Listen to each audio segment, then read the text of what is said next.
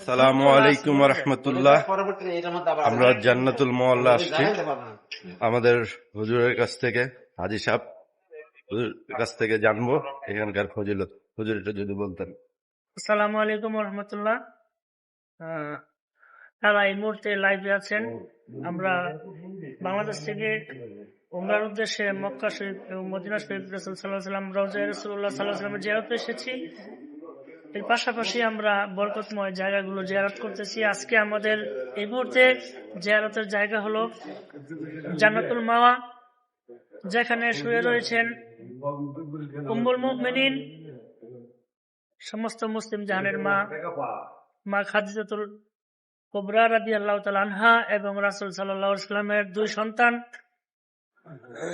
কাসেম ইব্রাহিম রাদিয়াল্লাহু তাআলা আনহুমা। ওনাদের মাজার শরীফ আমরা জিয়ারতের উদ্দেশ্যে যাচ্ছি। আমরা এখন জান্নাতুল মুআল্লার ভিতরে রয়েছি। চতুর্দিকে আপনারা ব্যাক ক্যামেরা দেন। এখনো এই কবরের মধ্যে হাজী সাহেবগণ সহ যারা মক্কাতে ইন্তেকাল করে, যারা ভাগ্যবান, তাদেরকে এই কবরে জান্নাতুল মাওয়ায় দাফন করা হয়। আজকেও সকালে অনেক মৃত ব্যক্তিদের এখানে দাফন করা হয়েছিল।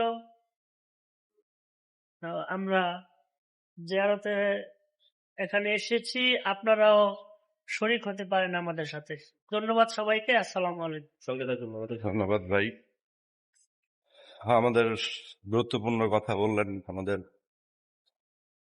হুজুর হাসান সাহেব, হাজী সাহেব।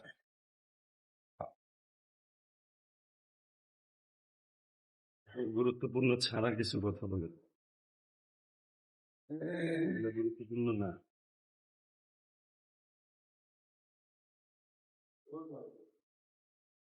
এই জায়গায় আসলে আমার অল্প কিছু কথা মনে হয় না।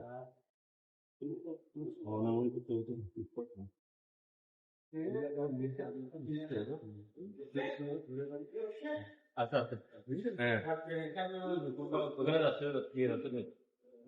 হ্যাঁ, মা বাবার কোটার মহরম দিতে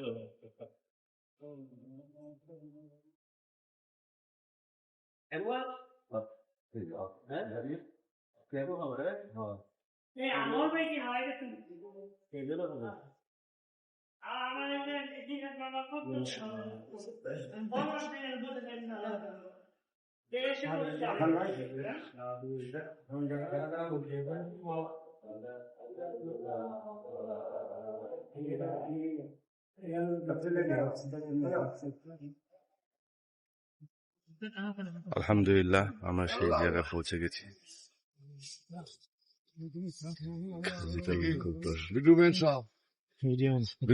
আপনার খবর কি চলছে? হ্যাঁ, লাইভ চলছে।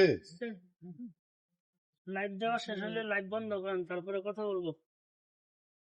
সবাই তো লাইভে আছে, সব মাথা দেখা যাবে, নির্দিষ্ট করে দেন, দেখে দেখ।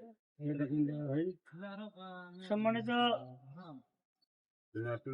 কথা বললেন না, সবরা আমরা কথা শুনি, কথা বলি না, ওনার কথা বললেন না, সবাই চুপ থেকে, তাই কথাটা আমাদেরও দেখা যাবে, সুন্দর হবে। সম্মানিত হাজী সাহেবগণ, আমরা এখন জান্নাতুল মুআল্লায়